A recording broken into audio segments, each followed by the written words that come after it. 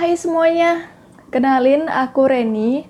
Jadi sesuai judulnya aku bakal cerita pengalaman aku yang pernah ikut student exchange dan pengalaman itu kurang mengenakan.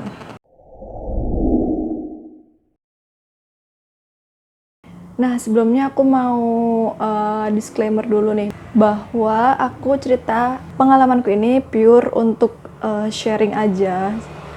Jadi nggak ada niatan sama sekali untuk menjelek-jelekan orang lain ataupun menjelekkan negara tersebut atau juga menjelekkan program tersebut, nggak ada. Jadi ketika nanti teman-teman punya keinginan untuk ikut program yang hampir sama, misal kayak pertukaran pelajar seperti itu, biar bisa mengambil hikmahnya gitu loh. Jadi no gibah-gibah ya.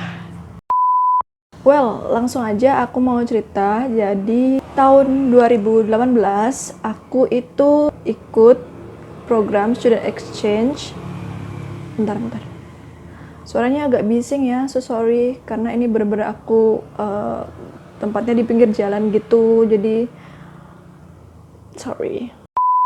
Aku masih ingat banget aku berangkat Agustus tanggal 4. Di sana aku berangkat bertiga, jadi ada aku, cewek 2 termasuk aku, lalu ada cowok 1, jadi 3. Lalu kita berangkat naik pesawat, satu pesawat, dan sampai sana kita disambut sama koordinatornya. Dan koordinatornya sama suaminya tuh bener-bener ramah banget, mereka baik banget. Mereka langsung ngajak kita makan, terus ngajak kita ke homestay, jadi kita kayak tinggalnya di homestay gitu. Kita besoknya langsung ke college atau ke sekolah yang aku mengajar di sana. Di sana pertama kita langsung dikenalin sama mentor-mentornya, mereka super ramah, super baik. Lalu ketemu sama anak-anaknya juga, murid-muridnya di sana, mereka baik-baik banget. Selang beberapa hari setelah itu kita ketemu sama 2 orang, cewek sama cowok, sedang ada di lobi. Mungkin mereka lagi ngurus kuliah mereka karena mereka juga kuliah. Nah, kita dikenalin sama mereka berdua. Mereka ramah banget. Mereka cowok-cewek ini bantu kita untuk kayak beli pulsa, beli kartu. Pokoknya ngasih tahu segala macem lah. Pokoknya tentang Filipina itu. Karena aku di negara Filipina. Nah, aduh ini gerak-gerak mulu sih. Nah, dari 2 orang yang tadi dikenalin itu, salah satunya adalah pelakunya. Ya. Jadi di sini aku sebutnya Miss X gitu ya. Nah, si Miss X ini orangnya baik. Dia itu sering bantuin kita. Sampai baiknya tuh yang kurang wajar menurut aku. Karena aku mikir kita itu baru kenal, tapi kenapa dia bisa baik banget. Dia kalau datang homestay kita nih, dia nyapu, dia cuci piring. Itu sebagai orang Indonesia sebenarnya aku nggak terlalu curiga sih, karena orang Indonesia kan biasa ramah-ramah gitu kan sama tamu. Ya udah jadinya kita woles aja, santai aja gitu. Setelah berjalannya waktu, si Miss X ini lumayan deket hubungannya sama temenku yang cewek. Jadi mereka sering kontak-kontakan, mereka sering curhat-curhatan gitu. Setelah sering kontak-kontakan, temanku ini juga ngerasa kalau kayaknya si Miss X ini semakin posesif. Kenapa? Karena dia itu hampir setiap hari pengen ke homestay kita. Setiap hari ngechat. Setelah itu mulu sih, ganti kali ya. Oke. Oke, dia pernah main ke homestay dengan dia numpang mandi ke tempat kita. Dia numpang mandi, tapi dia mandinya nggak mau gantinya di kamar mandi. Tapi ya udahlah ya, kita masih ya udahlah nggak apa-apa.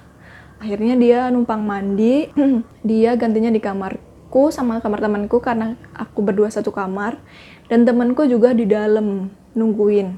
Tapi nungguinnya adalah ngebalik badan gitu loh. Jadi kayak seumpama nih, ini kasur, sini aku tidur. Nah, aku tidurnya di sana. Aku madep belakang, sedangkan yang ganti itu madepnya sana. Gini. Dan ditambah lagi, dia itu gantinya tuh ditutupin pakai payung. Jadi payungnya itu dibuka buat nutupin badannya.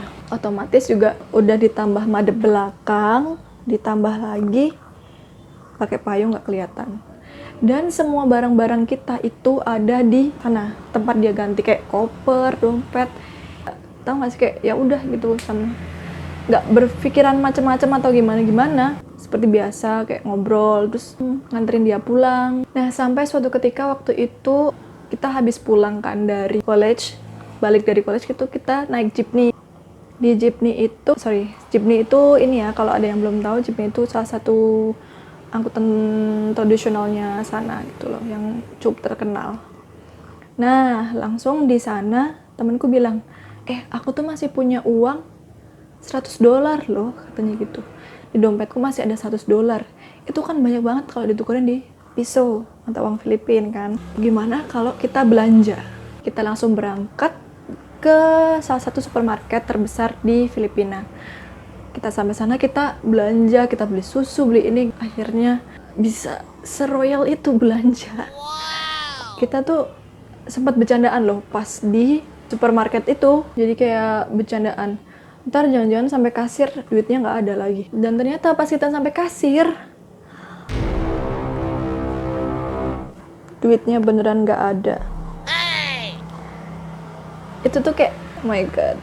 Dan di situ aku sempat ngerasa agak kayak gimana gitu sama temanku, karena aku mikir ini pasti lupa bawa nih. Akhirnya ya udah, aku mikir ini kayaknya keselip atau gimana. Dan sampai homestay kita langsung bertiga berembuk. Ya emang aku nggak punya dolar waktu itu, aku cuma nukerin piso sama golok. Bukan. Dia aku nukerin mata uang piso sama rupiah. Rupiah nggak ditukar ya. Ya pokoknya piso sama rupiah doang yang aku bawa ke Filipina. Temanku yang cowok juga sama, masih tahu isi dompetnya segini. Kita bertiga ini kita saling percaya, nggak mungkin di antara kita ada yang ngambil gitu. Setelah itu ya duitku ada segini, ada 3 lembar uang piso 1000-an, terus mata uang rupiah gitu. Karena aku bawa uangnya yang pas-pasan banget. Setelah itu kita istirahat. Aku mainan HP, temanku yang lain juga mainan HP. Tiba-tiba di jendela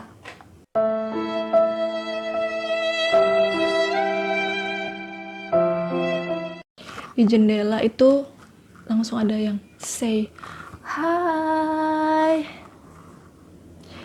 Ternyata Miss X datang dong. Kita langsung kaget. Dan tahu nggak sih ekspresi kita satu sama lain tuh kayak yang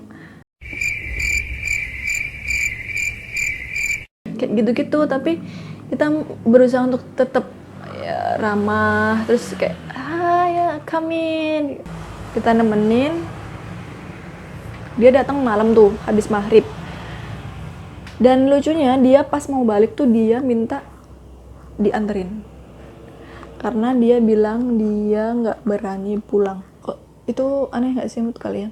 Karena menurut aku dia udah berani datang malam-malam ke homestayku, say hi di jendela, ngetin kita, dan dia nggak berani pulang. Dia minta anterin. Ya udah, akhirnya kita nganterin si Miss X itu ke kayak keluar dari perumahan itu, karena kan kita di perumahan.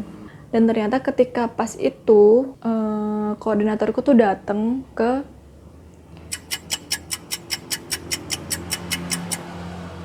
homestay. Terus otomatis ada teman satu cowok kan, satu temen cowok, ya intinya itu. Satu temen cowok itu masih di situ dan ditanyain where are the others gitu. Ya dia jawab lagi nemenin gitu. Dan tanpa ngomong apapun, koordinatorku tuh langsung kayak menghela nafas gitu, langsung balik badan dan jauh pergi gitu aja tanpa ngomong apapun. Dan for your information, sebenarnya dari koordinatorku itu udah bilang bahwa dia nggak terlalu suka kalau Miss X ini sering main ke homestay kita, dan kayak udah nge-warning kalau harus hati-hati sama orang lain gitu, jangan gampang percayalah, intinya gitu. Habis nganterin si Miss X, kita balik diceritain kayak gitu segala macam, lalu kita masih ketawa-ketiwi, masker yang warnanya hitam itu, tau gak sih? Nah itu, kita masih ketawa-ketawa pakai masker itu berdua di kamar. Setelah itu kita pagi tuh berangkat ke college seperti biasa. Kita melakukan rutinitas seperti biasa, kita mau final demo, dimana final teaching gitu. Dan di mobil itu tiba-tiba temenku buka dompet dan bilang kalau uangku nggak ada. Itu aku lagi ngerasa capek ya di sana tuh, karena kan waktunya kita juga harus prepare banyak juga kan. Itu aku masih yang paling keselip di mana. Akhirnya aku cekin dompetnya dan benar-benar aku bilang iya nggak ada. Tapi aku tiba-tiba diem, terus aku berpikir kayaknya aku juga perlu cek dompetku deh. Akhirnya aku buka tasku, lalu aku cek dompetku dan ternyata apa? Duitku juga hilang. Gini lah, aku langsung ekspresiku tuh kayak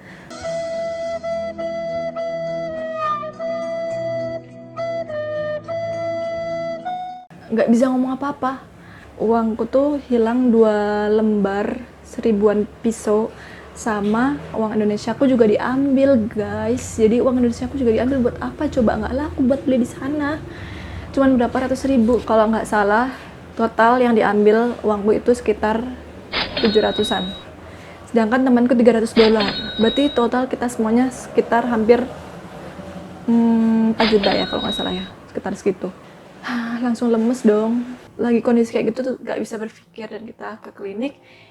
Kita masih didatengin mentornya, masih dihibur gitu-gitu. Mereka baik banget.